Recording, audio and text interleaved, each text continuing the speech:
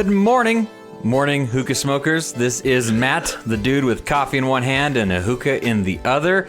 And we are here once again to enjoy this little thing called the Morning Hookah Show. And we're going to be joined by another very cool guest. Today we are joined by someone you may not know by his name, but I'm sure you know his work and the skill and the talent that he has.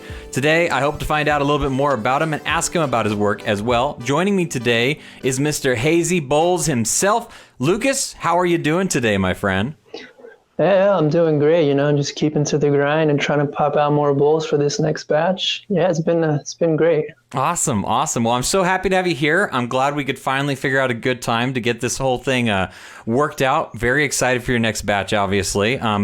Because of the way that I record these and then put them up on the site, I don't know if this is going to go up before your batch or after your batch, but we'll try to get it up right before your batch hits. That way people can enjoy this and then they know to go and check out your batch. If they are interested in finding out about your new batch or when it's going to be launching and stuff, what's the best way they can find that stuff out? Is it to go to your Instagram account usually? Yeah, usually I keep my Instagram and my Facebook pretty in sync, but I also have a newsletter on my website, which I send things out along with Instagram and Facebook. So those three are probably the best three ways to, keep in touch and stay on top of when the next batch is coming out. Ah, perfect. Well, we'll make sure to get all those links down in the description below so you guys can follow those and either sign up for the newsletter, follow them on Instagram if you're not already, if you want to see lots and lots of hookah porn. Very, very cool stuff happening over there all the time. I have to look away from it because you're a bad man, Lucas. You're a bad man. You're going to make me spend far too much money on these releases that you're doing because I have to get myself another Hazy bowl. I was lucky enough during batch number 2 to score this beautiful Hazy bowl that I absolutely love. It's perfect for my Tangiers smoking that I really enjoy. But I'm going to be gunning for a couple other of those bowls that you have, especially on this new batch release. Every time you post a picture, it's always very, very exciting. But let's go ahead and do a brief introduction and let's get to know you a little bit better. So if you don't mind, kind of walk us through who is Hazy Bowls? Who is Lucas? Give us a little bit about your background and then how you got involved in this crazy hobby that we all enjoy so very much. I guess to take it back to, the earliest I can was when I moved to Columbus, I started, frequenting hookah lounges. And that's pretty much, my roots as far as hookah smoking goes. I would go to happy hour at the local lounge and it was just, it's always an enjoyable time.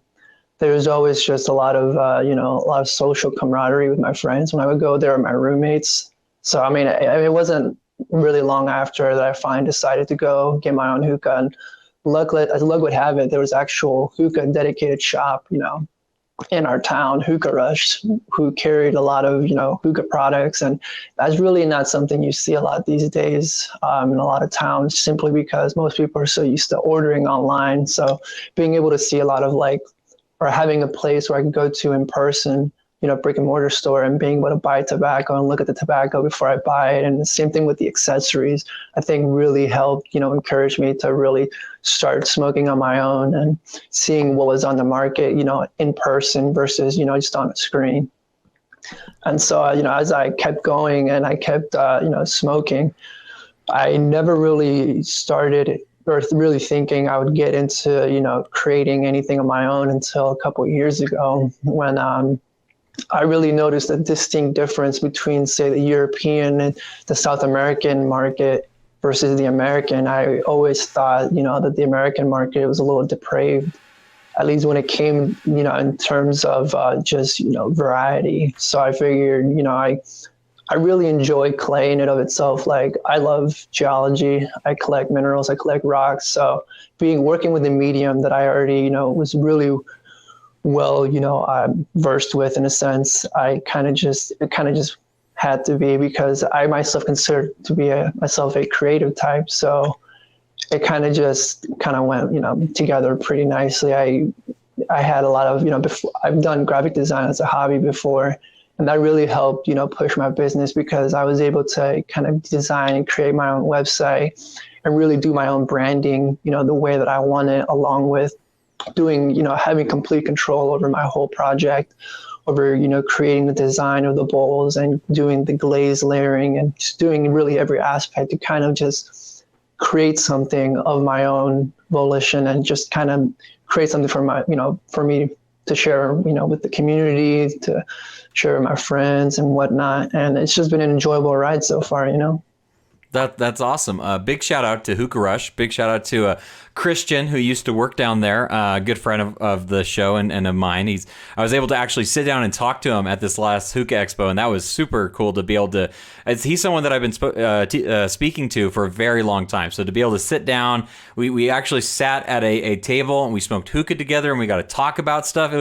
That's the kind of stuff that's really cool. And yeah, it's really awesome to have a brick and mortar store that you can actually walk into that is specific to hookah, right? Like smoke shops have like a little corner somewhere sometimes where they have like hookah stuff put like as if it's like this naughty thing like in the corner of the store and stuff like that. Yeah, when I went to New York, I got to go to this amazing place called Hookah Paradise, and it was literally like walking into a Walmart of hookah stuff. Like hookahs were on the wall, tobacco were down the aisles, you could get a shopping cart. It was the most amazing thing. Like, oh man, I would love if there was something like that a lot more local to me. I would spend far too much money. I was actually in New York a couple of months ago, and I kind of kicked myself for not going or passing through, Hookah Paradise. But I mean, I need to stop spending so much money on hookah paraphernalia. It's either I spend it on hookah stuff or I spend it on clay stuff or glazes or even woodworking stuff.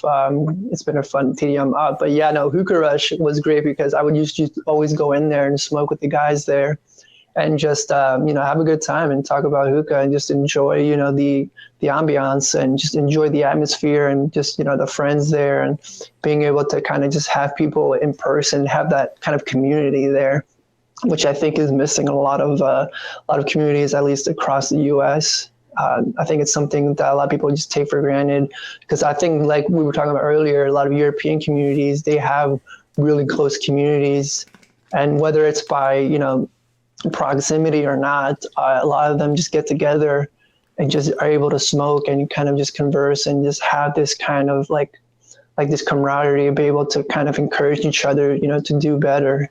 Thing that I really like about like Facebook. And then also we got to make sure that we give a big shout out to Discord as well, because that's where like me and you started talking. That's where like just so much fun conversation is happening over on the Hookah Discord. If you guys are not aware of that, it is a awesome place to go. So huge shout out to everybody over there. I actually on another episode that's either posted after this or before this, not sure, but I actually got Minty to hang out and do an episode with me as well, where we talked about our favorite trifecta flavors. And that was a really fun episode. It should be posted. It should by now be posted. So, but still, once again, got to give another big shout out to Discord because the people over there are awesome. Mo and Peanut and just everybody over there is just awesome people. Thank you guys for all the love of the community that you guys share over there for sure. I love that place. Yeah, no, it's definitely one of my favorite places to talk to hookah with because there's just so many different people over there. And if you guys want to stop by, there's a website. I mean, there's a link on my website on the front page, or it's actually the subreddit, the hookah subreddit's actual Discord. So it's on the sidebar over there as well. And we get lots of people coming in through, even from different European communities, since I speak a lot with the Spanish community and, by extension, German, French, Russian. We get a lot of European hookah enthusiasts come through every now and then. And it's really interesting to talk to them about how, the state of affairs is in their country and, how they like to smoke and, et cetera and whatnot.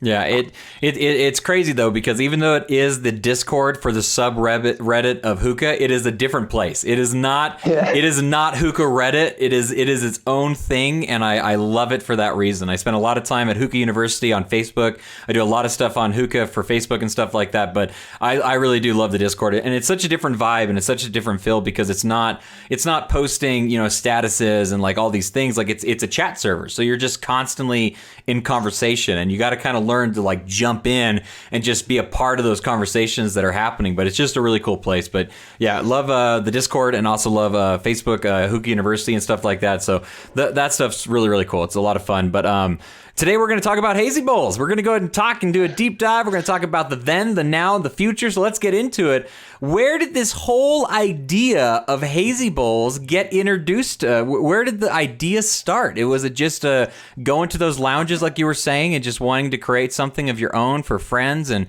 just kind of have fun with it?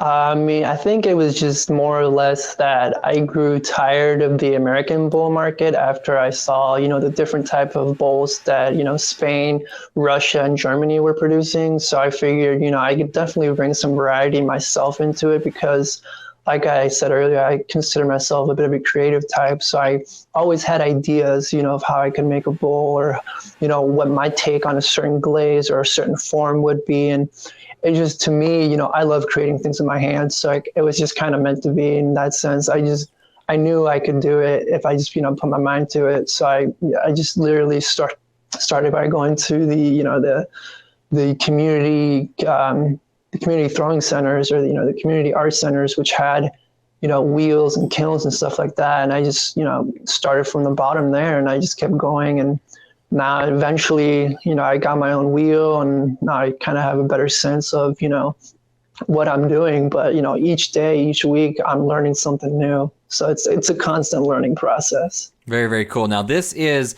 batch number 3 that you're on right now, correct? It's more like 3.5. I just came out with, I came out with 3 back in November, I think, but it was only like 10 bowls. So I'm kind of like finishing up that batch in a sense because I like to at least have around 20 bowls per batch just to make it, a little bit more filling. Just, I don't know. Variety, a good amount of stuff out there. Yeah. Right.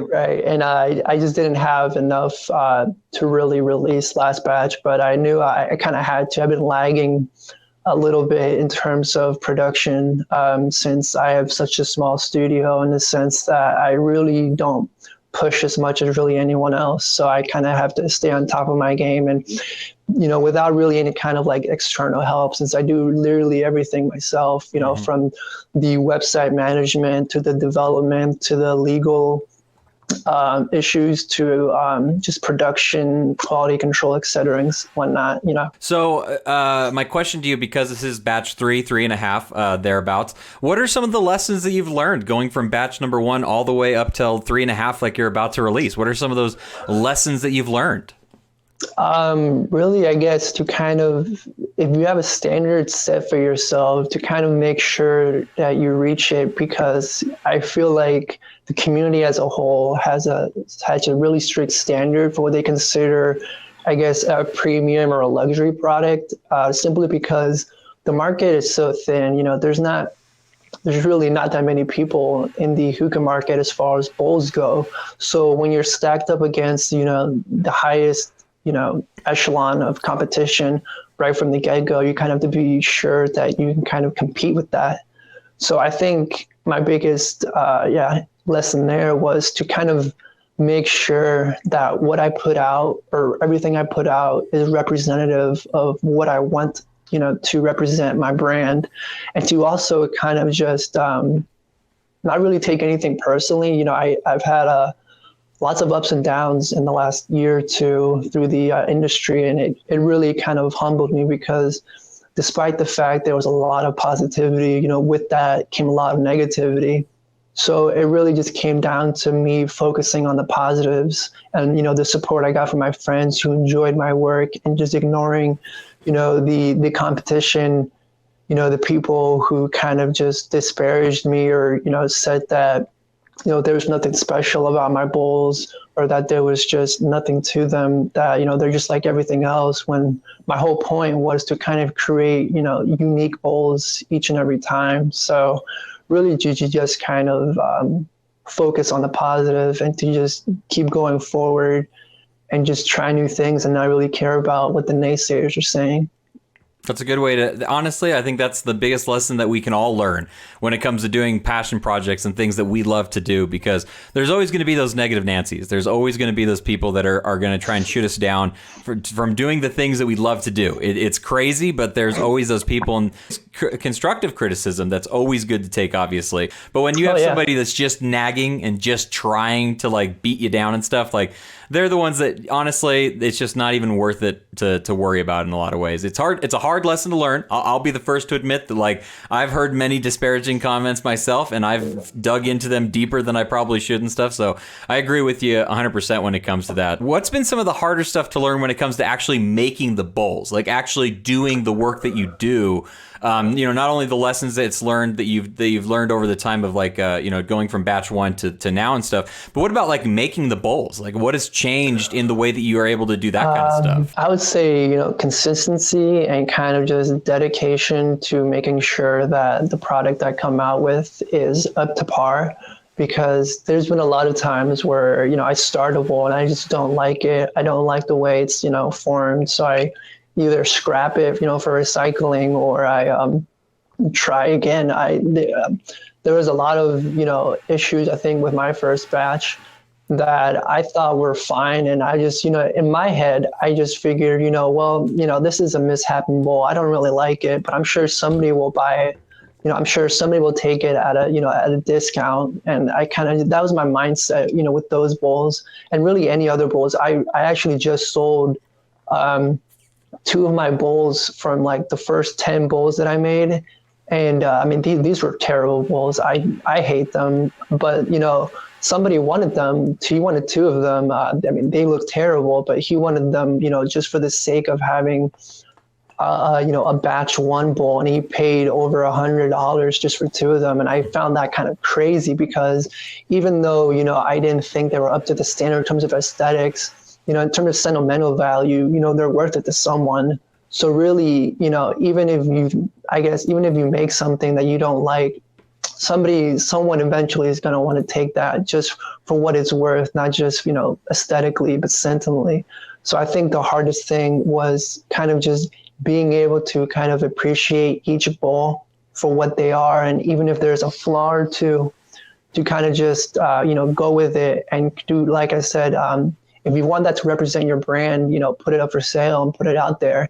But if you don't, I think it's okay to just hold on to it. If somebody wants to take it off your hands, it was kind of hard for me to let go of a couple of my bowls from batch 1, but I can't ever sell the first bowl I made. That's never going to be sold. Can we see? Is your first bowl like near you? Can you grab it real quick? I think we'd love to see the very first Hazy bowl. This is the very first one that you ever finished with glaze and everything. Basically, is it something that you use even to this day?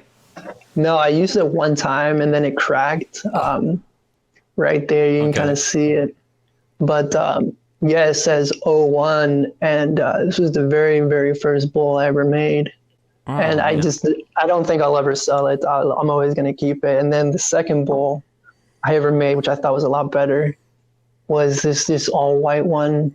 It doesn't even have a number on it, but it's just because it just has LJP, my initials. Yeah, no, some of these bowls, they just, I don't know, they weren't up to par. The glaze was different. The kiln that I was using was a community kiln, so the people running it weren't very, careful. So I had a lot more issues with my firings back then. And now that I actually pay for the service, they take a little bit more care when it comes to firing, though it's still not under my control. Mm. So there's been some times where my pieces get put in with other pieces that aren't mine, and the remnants of their pieces, or, where, depending on what shelf it's on, it can really affect the glaze and how it turns out, or, how long of a hold they put on the kiln itself. So, that's when I get issues like pinholing in some pieces, like I believe the one you had, that was the only, ironically enough, that was the only bowl from that batch that had any kind of pinholing issue, which is why it was marked down. And really, it's terrible to me, because there's really nothing I can do to control that except try to make sure that my glazing, is even, and that my coats aren't too thick or whatnot, and just making sure that I do everything I can in my power. But when it comes to the person, running the kiln, I'm at their mercy, depending on how long they want to put a hold on. And so I think until I can finally get my own kiln, I have complete control over that. I probably won't be happy in regards to that. Is that kind of the next step for your studio, or for your stuff that you're kind of getting for yourself is getting a kiln? Is that the next step? Yeah, I mean, well, first I need more space. We're in your studio right now, correct? We're in the place where you throw these bowls at the moment. Right. Yeah, it's just a spare room in my apartment, which I've retrofitted to kind of really kind of accept all because I created a canvas around the wheel, and I put linoleum flooring down for the glazing and stuff like that. But I also do woodworking in here sometimes. Sometimes make boxes, and it's a bit of a hassle trying to deal with wood chips and clay, silica dust. And it's just, the first thing I need is more space, that's for sure. And then I need to make sure that I get the proper kiln. There's just so many different kinds. Very cool, very cool. So what are you, can you show off any of the newer stuff that you're going to be getting for batch number 3? Can we see any of this stuff, or what can we expect to see for batch number 3? Anything new or different that you did in the other batches? Yeah, no, I mean, there's some right behind me. You can see, I'll pull up one or two. Some of my favorites are, I think, these two. I just went back to the Galaxy glaze. I'm obviously a fan of purple and blue, so yeah, a lot of my bowls. Yeah, I like those blues that you have out there. The quality of the video is not going to do this justice. Go to his Instagram account and go and check out these bowls in all their glory, because this video is not doing the justice that these bowls deserve. I guarantee you, they're fantastic. Yeah, no, and I recently, I got some more, right here. I got this one that I've yet to glaze, and I don't know what I'm going to glaze it, but it's probably one of my favorite bowls I've made in recent past. And then I got this huge one, this huge chungus. It's got to hold at least 150. I don't know. It's probably a kilo bowl, if not more. Bowl's for novelty, right? Like that bowl is for that's the bowl that you get for as the joke for your hookah smoking friend that like always smokes the same thing over and over again for hours and hours. That's the bowl right there that you're like, here, now you can only smoke K Peach forever, just like you always wanted. Definitely. I'm trying to find the Lotus. This is just, it is absurd. I've seen so many other people make a huge bowl. I've even seen people make like kilo bowls, which I think are absurd, but I think this was the good balance, at least to start out with. Yeah, I'm tempted to keep it. My friend who's local, he's like, we should just keep that and smoke it. You'll be smoking it for a very long time. You could literally smoke it in like quarters of the day. Like you could just like put coals on one side, then rotate them again, and just use it for like an all day type of smoke, basically. I mean, that's the kind of size that you're talking about. Exactly. I mean, for comparison, here's a mini Rook. So it's just like, it's an absurd amount of shisha. And I think I made the depth just right to where, the coals will be able to penetrate it all the way. So I think it'll be good on that note. Me and you have talked about it a little bit, but it's interesting because even in this market that we have with a lot of interesting potters and stuff like that, we don't see a lot of unique just pottery, just dinnerware, some glasses, some mugs, things like that. So I think this is really kind of interesting stuff just because we don't see it very often.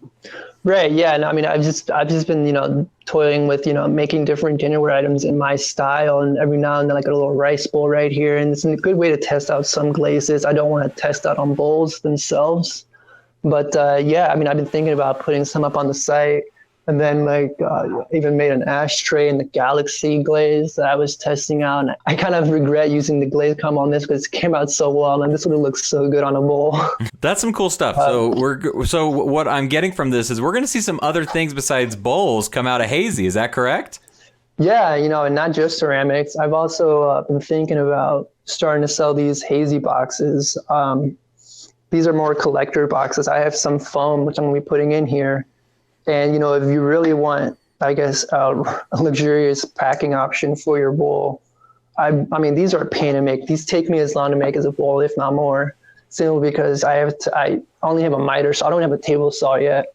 So I have to use a miter saw to cut the lengths down. I don't have a planer or joiner to make these flat. So it's not like these are, the best example of a woodworking craftsmanship, but it's about the best that I can do. Mm-hmm. And I mean, I just really enjoy woodworking itself. This is pine wood, and this is actually Bolivian rosewood.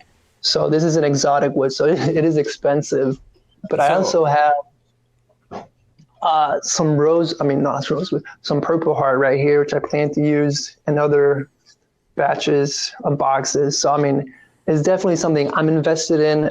Because I'm really big on presentation. So to be able to kind of just like have a bowl right here and just be like, yeah, just put it in right there and just be able to present it and just open up and see a bowl, I think is really awesome. That is. That's very cool stuff. I like seeing other things besides just what we come to expect. It's kind of hard to see. It is, yeah. You got to check out the Instagram, guys. It really, this video is not going to do the justice that these things deserve for sure. You were talking a little bit about the length of time that it takes to make some of this stuff. How long does it take you from beginning to end for one of these bowls? It's definitely, gone down in the last couple of months simply by virtue of experience. It used to take me like up to 3 hours per bowl, maybe more. But now that I kind of have a routine down, I kind of understand what I'm doing and ways to expedite the process. It can take me, I'd say 2 hours now, simply because I spend a lot of time trimming. I spent too long trimming. I always think there's something more I can do. There's an extra detail that can be added. So I mean, like for this bowl, there was just so much that I had to do to get it to this to this size. I had to trim everything down just to the right depth and make sure that it wasn't too thin, it wasn't too thick. And I spend a lot of time trimming, but not just trimming, but also glazing. Sometimes I spend, an hour or two glazing. So I would say it's probably closer to 2 to 3 hours still. I would say before it would take me up to 4, simply because I do so many unique glazes per bowl. It's not like I do the same glaze on every bowl. So I have to wait at least half hour between each coat. And I do up to 6 or 7 layers sometimes. And then I add flux every now and then, or I add some kind of oxide. I spend a lot of, I do put as much time into like the coloring, the glazing, as I do into the form of the bowl.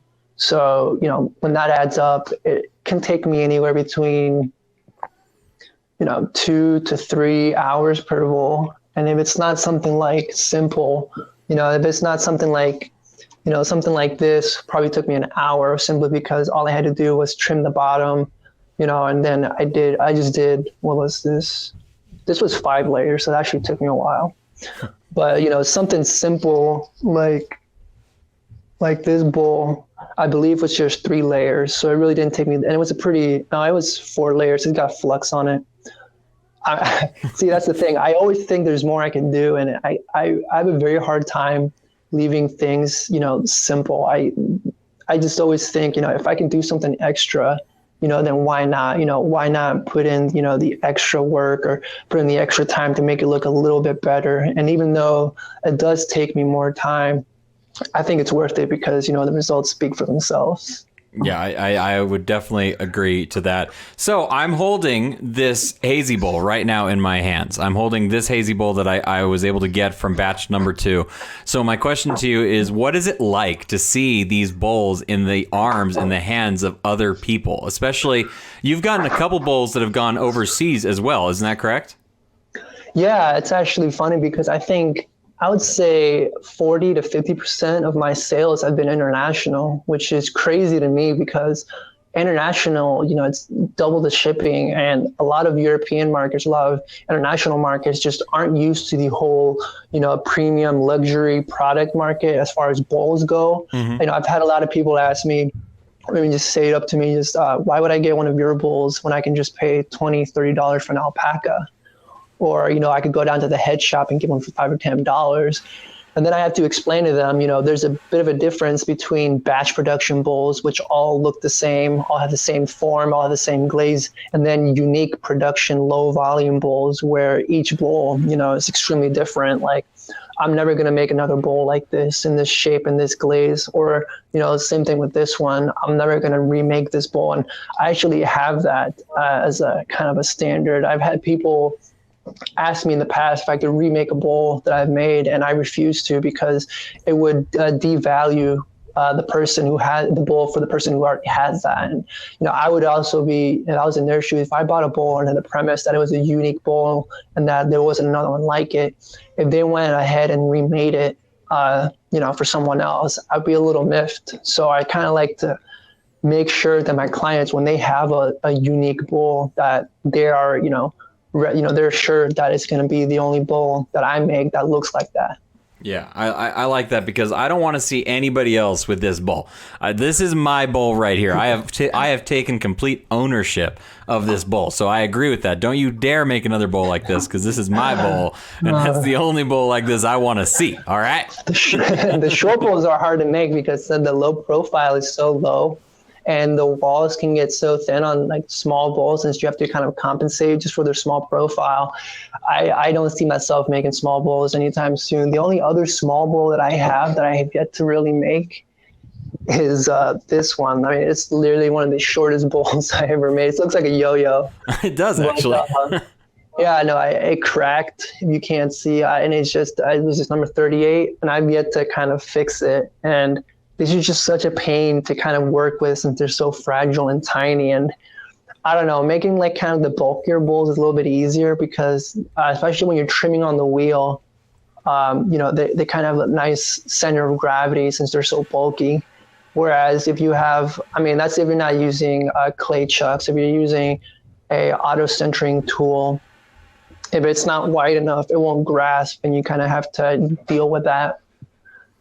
But yeah, small bowls, while they are nice and they don't take a lot of material, they are almost a pain to make.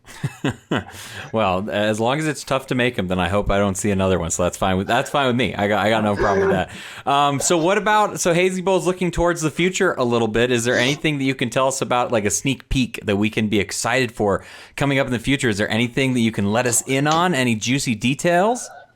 Other than, me trying to come out with, extra items that aren't bowl related, I definitely have, I obviously don't have any merch on my site. I just haven't gotten around to really focusing on that. I know I will at some point, but, for me, I like to focus on my products themselves and kind of just try to put as much time and energy into that. I guess I could do print on demand for certain merch, but I really enjoy just kind of creating something with my hands. So to me, I kind of need to have the product in front of me. So if I were to, do t-shirts or hats, I feel like I wouldn't really want to go the cheap way and kind of just try to go all out and make sure that it completely embodies the vision that I have for it, that it's manifested in the way that I want. So I would want to go the extra mile and kind of like, because funny enough, I was looking at making custom hats a couple of weeks ago, and I got onto this one website where they had these crazy custom hats, but they were super expensive because there were just so much like different things you can do to it. I'm like, yeah, if I was making a hat, this is the way I would go, but these hats would be expensive and I would need to buy like 20. And that's just my mindset. Like when I do something, I can't help but like try to go all the way and try to, do as much as I can. So, I want to expand beyond bowls and, offer, different ceramic items, whether that's regular dinnerware, or regular bowls or planters or even ashtrays or even, wooden boxes. It's really kind of just a matter of time. I have, certain projects in the pipeline, but I just, I don't really have a certain date. I'm just one person, so it's kind of hard for me to kind of just say, yeah, I'm going to have it by X date, simply because I'm liable to change that whenever I want. It's not really like this is my livelihood. It's more of just something I do on the side, for fun, for my friends. So I don't really feel the pressure to kind of have to come out with something right away. So, for me, I just, I'm happy with what I'm doing right now. I'm happy with creating different bowls, creating different products for people. And hopefully soon, I've had a lot of people ask me if I'm going to start taking requests but I'm thinking about, opening up customs here in the future. I don't know. Part of me is worried that I can't, live up to the hype or the manifestation or the dreams, the ideas that certain people have, because they might expect too much of me. And I'm not, a formally taught potter or ceramicist. I didn't go to, to school for it. I just, everything I've learned is, YouTube and mentors, and a huge shout out to Kyle Smith. If it wasn't for him, I honestly probably wouldn't be doing this. He's been such a huge help and support, to me. I love sharing everything I learned about pottery with him, and we talk about it all the time. So he's the one who told me, how to start, and he's gave me so many tips and ideas, and I try to do the same with him. It's a very nurturing and fostering relationship we have, whereas we kind of encourage each other to kind of do better and create more and kind of just share our creations with one another. So it's been a really good time with that. That's awesome. It sounds very exciting. There's a lot of cool stuff coming down the pipeline for Hazy Bowls, and I think that's super cool. I can't wait for you to start doing custom orders. I think that'll be really cool, but it will definitely be one of those things where if you take on the custom orders, they will come full force at you. Like, I don't doubt that at all. There's going to be, I know some certain people that would love to put in some custom orders, myself included. So when that does happen, oh boy, I can only imagine for you. So something that I've been really trying to do when it comes to talking to people on the show is I like to talk to them about any particular mix that they've been a fan of doing as they've been smoking hookah and stuff like that. Has there been a certain mix of flavors that you've been enjoying that you'd like to share with us? Maybe a special mix that you kind of do all the time or often enough that you can think about off the top of your head? I like to smoke a lot of lemon, lime, and lemon, and all that stuff. So when I tried out lime lit for the first time the other week, I was blown away by that. Well, yeah, lime lit is very good. Yeah, it's one of my favorite flavors. I've been smoking also a lot of mint lemonade by Hazy, but it's a lot more minty than I was remembering. I remember having some kind of sweet, tangy taste, but I don't know, maybe it's just this batch. It's just heavy on the mint. I've also been doing grapefruit and then just really any other citrus. I was always a huge fan of alfalfa grapefruit. It's kind of like what I smoked back in the day. That and Social Smoke's pink lemonade, like those two I would smoke all the time. Back in 2012, 2013, 2014, it was, when alfalfa and Social Smoke, was the flavors, those are the ones I would go to. Very, very cool. I've just always been a huge fan of citrus. If you're a fan of like lemon, lime, citrus and stuff like that, do you smoke much Tangiers or not? Only with my friend, my local friend, Mo. He's the one who smokes way more Tangiers than I do. So the only time I ever smoke it is usually at his place. If he ever has new lemon lime and dark cherry, I would recommend you mix those two flavors together. Dark cherry and new lemon lime make an amazing bowl. I'm telling you right now, it is just bonkers good. It's been a mix that I've been doing a ton of. I just absolutely love it. So highly recommend it. If he doesn't have it, just kind of like whisper in his ear, just like, hey Mo, get new lemon lime and dark cherry. Just tell him that, and you'll be happy. Exactly. Did you hear that? I didn't hear that. What? I just want to tell you, Lucas, Hazy Bowls, thank you so much for coming on and doing the show with me today. I appreciate it so much, man. We got to have you come on again, and we got to do something fun the next time we do this. I don't know what it's going to be. Definitely. Gotta give a little bit of that, foreshadowing, get the people excited. But we'll do something really fun the next time we have you on the show, okay?